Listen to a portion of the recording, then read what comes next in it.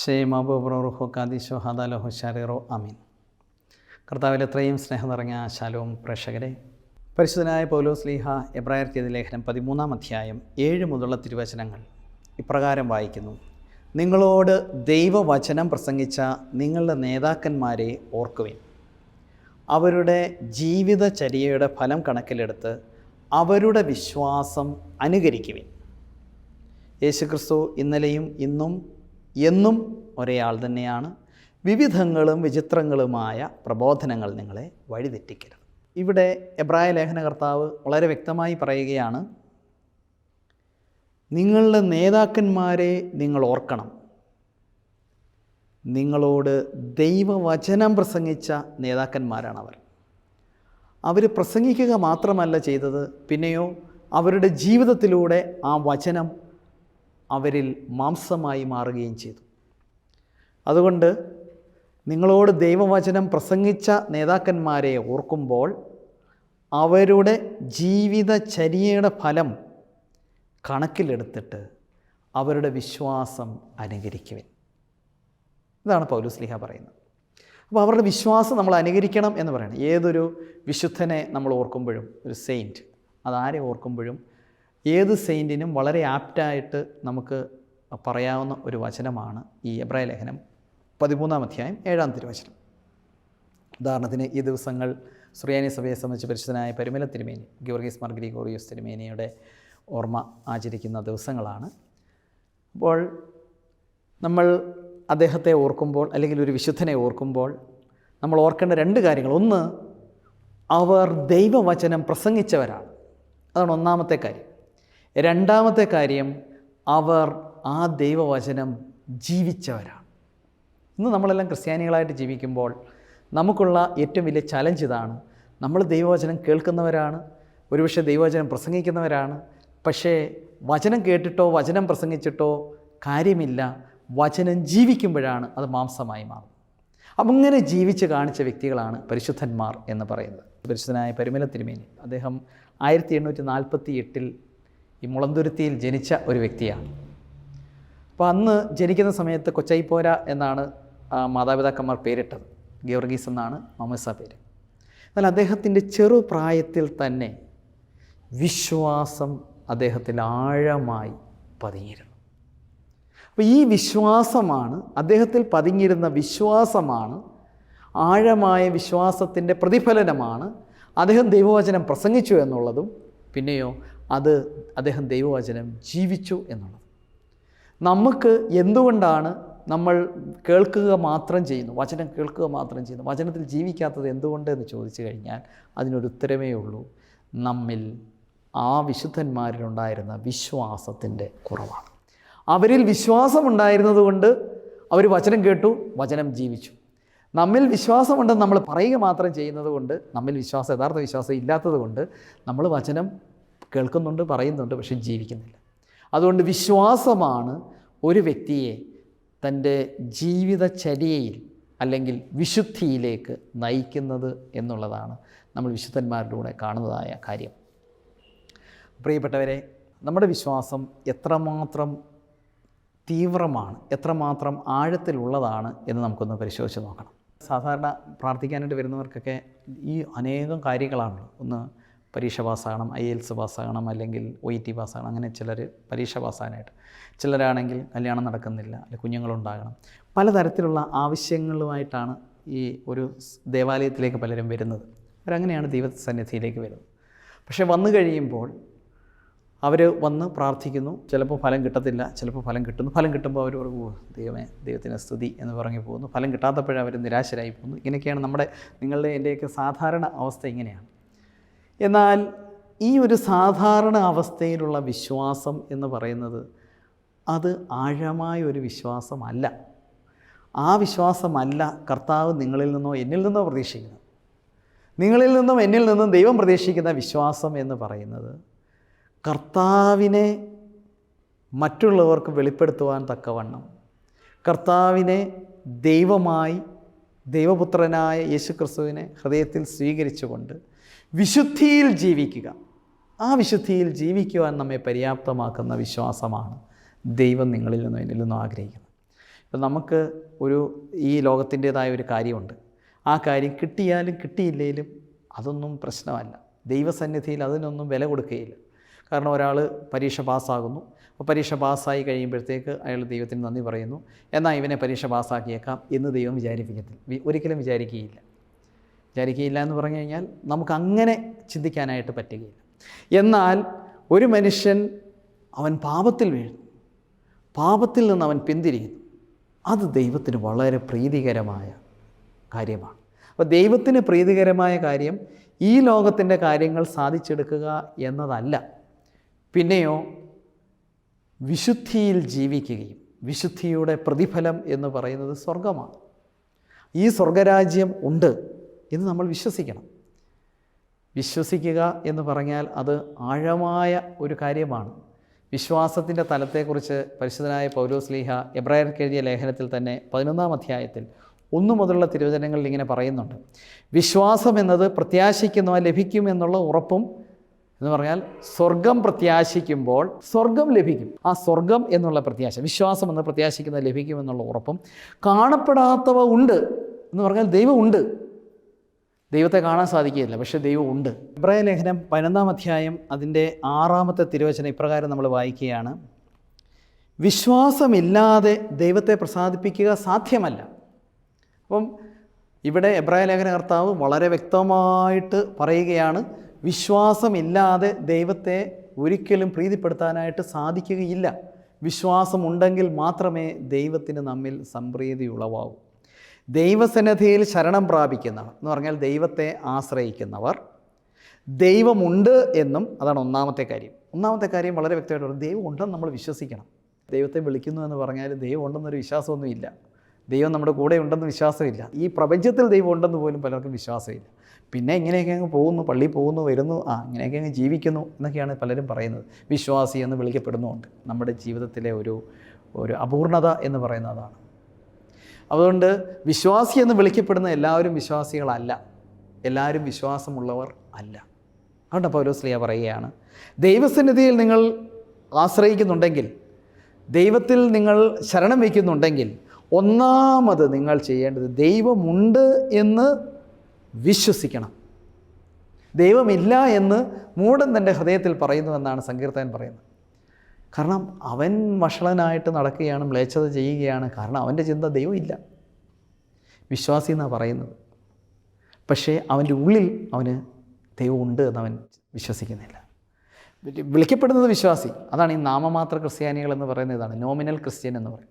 എന്ന് പറഞ്ഞാൽ അവരെയെല്ലാം ഇങ്ങനെ വിളിക്കുന്നുണ്ട്, പേര് വിളിക്കും. ക്രിസ്ത്യാനി എന്നാണ് വിളിക്കുന്നത്. ക്രിസ്തുവാണ് ദൈവം എന്നൊക്കെ പറയുന്നുണ്ട്. യേശു ക്രിസ്തു കുരിശിൽ മരിച്ചു എന്നൊക്കെ ഇങ്ങനെ കേട്ടിട്ടുണ്ട്. അങ്ങനെയുണ്ട്, ശരിയാണ്. പക്ഷേ അത് വ്യക്തിപരമായി ആ വിശ്വാസം സ്വീകരിക്കുന്നില്ല. അതാണ് പ്രശ്നം. വളരെ വ്യക്തമായി പൗലോസ്ലീഹ പറയുകയാണ്, ദൈവസന്നിധിയിൽ ശരണം പ്രാപിക്കുന്നവർ ഒന്നാമതായി ദൈവം ഉണ്ട് എന്ന് വിശ്വസിക്കണം. രണ്ടാമതായി എന്താണ് വിശ്വസിക്കേണ്ടതെന്നറിയാമോ?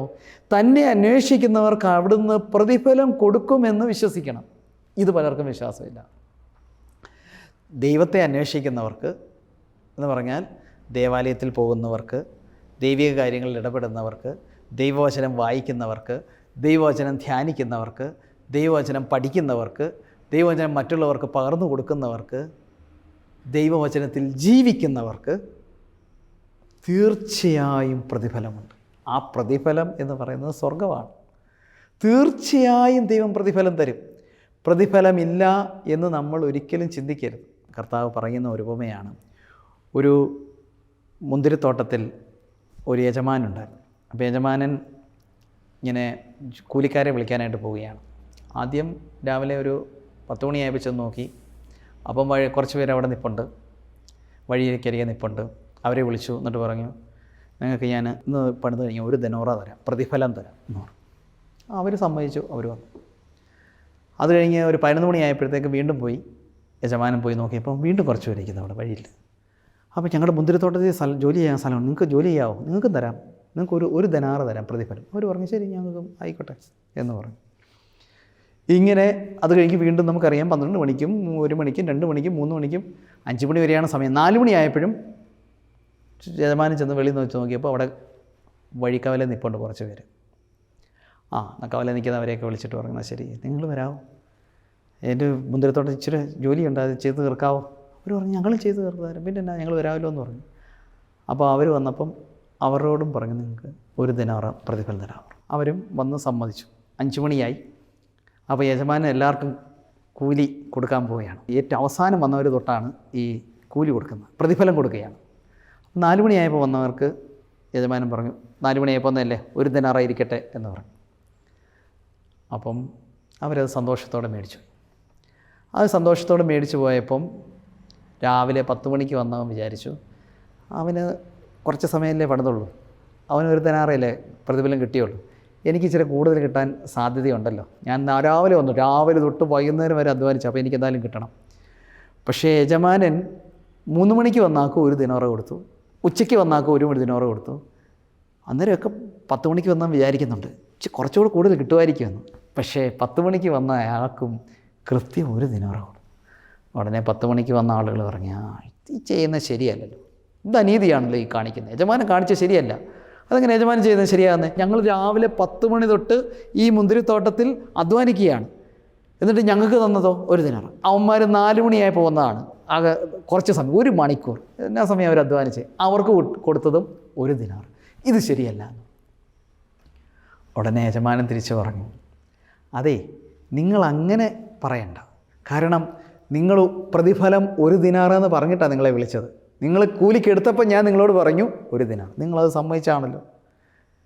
എൻ്റെ ഇഷ്ടത്തിനനുസരിച്ച് ഞാൻ പ്രതിഫലം കൊടുക്കും, എൻ്റെ ഇഷ്ടത്തിനനുസരിച്ചാണ് ഞാൻ പ്രതിഫലം. അതിന് നിങ്ങൾക്ക് അസൂയുണ്ടായിട്ട് വല്ല കാര്യമുണ്ടോ? ഇതാണ്. അതുകൊണ്ട് പ്രിയപ്പെട്ടവരെ, ദൈവത്തിൽ വിശ്വസിക്കുന്നവർക്ക് കിട്ടുന്ന പ്രതിഫലം എന്ന് പറയുന്നത് സ്വർഗമാണ്. അത് അവസാനം വന്നവനും കിട്ടുന്നത് സ്വർഗമാണ്, ആദ്യം വന്നവന് കിട്ടുന്നത് സ്വർഗമാണ്. പത്രോസ്ലിയായ്ക്കും പൗലോസ്ലിയായ്ക്കും കിട്ടുന്ന സ്വർഗമാണ്. നമ്മൾ അവസാനം വരുന്ന, ഇന്നിപ്പോൾ നാളെ വരാൻ പോകുന്ന നാളെ ഒരാൾ വരിക കർത്താവിനെ ഇറങ്ങിയോ, നാളെ കർത്താവിനെ ഇറങ്ങി വന്നാൽ അവനും കിട്ടുന്നത് സ്വർഗമാണ്. പ്രതിഫലം സ്വർഗമാണ്. അതുകൊണ്ട് പ്രതിഫലം സ്വർഗമായതുകൊണ്ട് നമ്മൾ എന്ത് ചെയ്യേണ്ട? മറ്റുള്ളവരോട് നമ്മൾ അസൂയ വെച്ച് പുലർത്തേണ്ട, അല്ലെ കണ്ണുകൂടി വെച്ച് പുലർത്തേണ്ട എന്നാണ് പറയുന്നത്. അതുകൊണ്ട് പ്രതിഫലമുണ്ട്, പക്ഷേ നിങ്ങൾക്കും എനിക്കും പ്രതിഫലമുണ്ട്. അപ്പോൾ ഞാൻ ഈ പ്രാർത്ഥിച്ചതിനും, ഞാൻ ഈ പള്ളിയിൽ പോയതിനും, ഞാൻ ഈ വചനം വായിച്ചതിനും, ഈ വചനം പഠിച്ചതിനും, ദൈവിക കാര്യങ്ങളിൽ വ്യാപൃതനായതിനുമൊക്കെ തീർച്ചയായും പ്രതിഫലമുണ്ട്. അത് നിങ്ങൾ വിശ്വസിക്കണം. ചിലരുടെ ചിന്ത എന്ന് പറഞ്ഞാൽ ഞാനിതൊക്കെ ചെയ്തു, എല്ലാം വെറുതെ, എത്രയോ വർഷമായിട്ട് ഞാൻ സുവിശേഷ വേല ചെയ്തുകൊണ്ടിരിക്കുകയാണ്, ഒരു പ്രതിഫലവും ഇല്ല. എത്രയോ കാലമായിട്ട് ഞാൻ കർത്താവിനെ പ്രതി ഇറങ്ങിയിരിക്കുകയാണ്, ചിലരുടെ ചിന്തയാണ്. അപ്പം ഇതെല്ലാം വെറുതെ ആയിപ്പോയോ, ഞാനീ ചെയ്തത് ശരിയാണോ? അങ്ങനെ പലർക്കും ചിന്തയുണ്ട്. എന്നാൽ കർത്താവ് പറയുകയാണ്, നിങ്ങൾ യഥാർത്ഥത്തിൽ വിശ്വസിക്കുന്നുണ്ട്. ഇതെല്ലാം വിശ്വാസത്തിന് കുറവാണ്. യഥാർത്ഥ വിശ്വാസമാണെങ്കിൽ 2 കാര്യങ്ങൾ വിശ്വസിക്കണം. 1, ദൈവമുണ്ട് എന്ന് വിശ്വസിക്കണം. 2, ദൈവത്തെ അന്വേഷിക്കുന്നവർക്ക് ദൈവം പ്രതിഫലം നൽകുമെന്ന് വിശ്വസിക്കണം. അത് വലിയ പ്രതിഫലമോ ചെറിയ പ്രതിഫലമോ നോക്കണ്ട, സ്വർഗമാകുന്ന, സ്വർഗരാജ്യമാകുന്ന പ്രതിഫലം നിങ്ങൾക്ക് ദൈവം തന്നിരിക്കും. വിശ്വാസമുണ്ട്. അത് വിശ്വസിക്കുന്നവനാണ് നിത്യജീവനുള്ളത്. അങ്ങനെയെങ്കിൽ ഈ വിശ്വാസം നമുക്ക് കാണിച്ചു തന്ന, നമുക്ക് മാതൃകയായി കാണിച്ചു തന്നവരാണ് വിശുദ്ധന്മാർ.